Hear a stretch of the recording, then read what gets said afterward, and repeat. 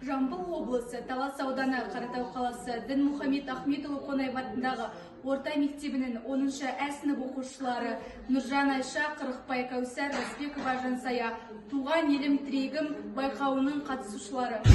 Орындалып бабалардың бастарманы, тарады шартарапқа асқағаны, босанып отаршылдық мұсқыр саудан, арайлап қазағымның атты таңы.